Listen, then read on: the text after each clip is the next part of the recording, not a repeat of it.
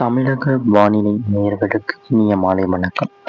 அதிகாரப்பூர்வ வானிலை ஆய்வறிக்கைக்கு இந்திய வானிலை ஆய்வுத்துறை அறிக்கையை பாருங்கள். 2025 அக்டோபர் 4 மாலை பதிவு செய்யப்படும் வானிலை ஆய்வறிக்கை.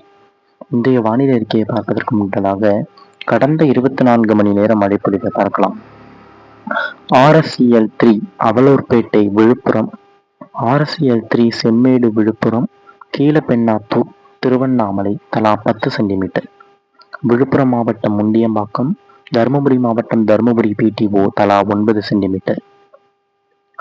கள்ளக்குறிச்சி மாவட்டம் மூங்கில்துறைப்பட்டு, திருவண்ணாமலை மாவட்டம் செங்கம், திருவண்ணாமலை மாவட்டம் ஆரணி, மதுரை மாவட்டம் புலிப்பட்டி தலா 8 சென்டிமீட்டர்.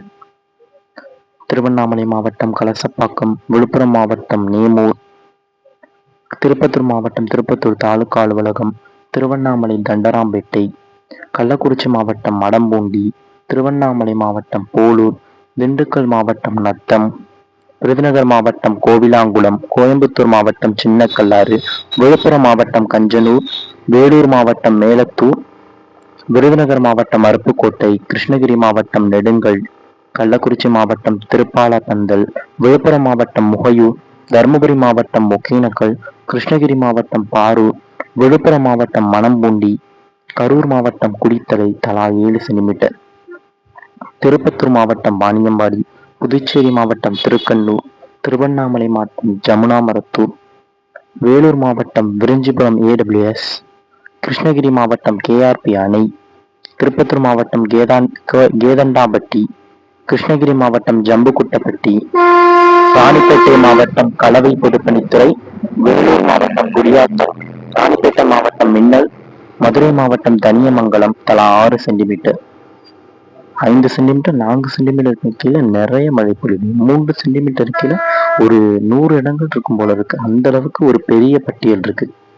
சரி, இன்றைய மழைக்குள்ள போகலாம். இன்றைய வானிலைக்குள்ள போகலாம். இன்றைய நிலவரத்தை பொறுத்தளவில் மேற்கு தொடர்ச்சி மலையை ஒட்டிய மாவட்டங்கள், குறிப்பாக தென் மாவட்ட பகுதிகளாம் தேனி மாவட்டம் போடியநாயக்கனூர், ராஜபாளையம், சாத்தூர், கோவில்பட்டி, அதாவது திருநெல்வேலி மாவட்ட பகுதிகள் மற்றும் தேனி மாவட்ட பகுதிகள், மதுரை மாவட்ட பகுதிகளில் இன்றைக்கு மதியம் அல்லது மாலையில நல்ல மழைப்பொழிவு காத்து கொண்டிருக்கிறது. குறிப்பா பார்த்தோம்னா திண்டுக்கல் மாவட்ட பகுதி வேடச்சந்தூர், நத்தம், கொடைக்கானல், போடிநாயக்கனூர், மதுரை மாவட்டம் பேரையூர், வாடிப்பட்டி, மேலூர், சிவகங்கை மாவட்டம் மானாமதுரை, அருப்புக்கோட்டை, சாத்தூர், கோவில்பட்டி, திருநெல்வேலி மாவட்டத்தின் கடற்கரையோர பகுதியாம் காயல்பட்டினம், தூத்துக்குடி மாவட்டம் காயல்பட்டினம், திருநெல்வேலி மாவட்டம் நாங்குநேரி, திசையான்விளை சுற்றுவட்டார பகுதிகளில் இன்றைக்கு மழை வாய்ப்பு தெரிகிறது. இந்த மழைப்பொழிவு அப்படியே ராமநாதபுரம் மாவட்டம் காரைக்குடி, சிவகங்கை தலைநகர் பகுதி, அப்படியே புதுக்கோட்டை மாவட்டம் கீரனூர், திருச்சி மாவட்டம் மணப்பாறை வரைக்கும், கரூர் மாவட்ட தலைநகர் பகுதி வரைக்கும் இன்றைக்கு மழைப்பொழிவு கொடுக்க சாதக அமைப்பு ஏற்படுத்தும். இன்றைக்கு மழைப்பொழிவு இவ்வளவுதான். நாளைய பொறுத்தளவு நாளைக்கு ஒட்டுமொத்த, அதாவது அநேக தமிழக பகுதிகளிலே சொல்லலாம்.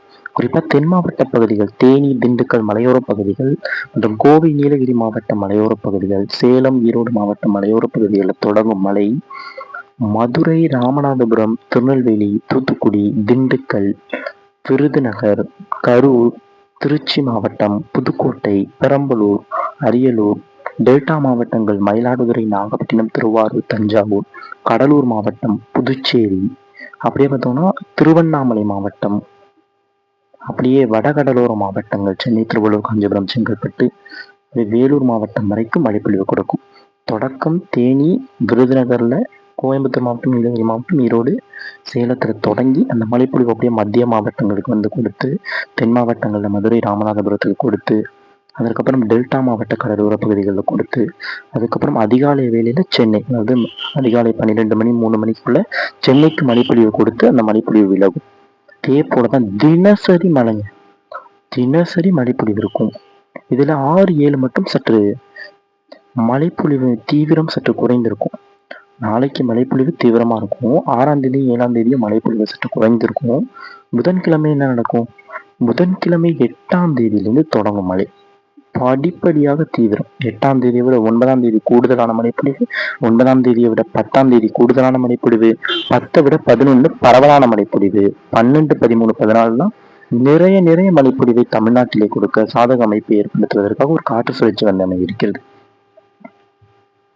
இந்த 2ஆம் தேதி 3ஆம் தேதி ஒரு காற்றழுத்த தாழ்வு மண்டலம் ஒடிசா மாநிலம் அருகே கரை கடந்தது அல்லவா?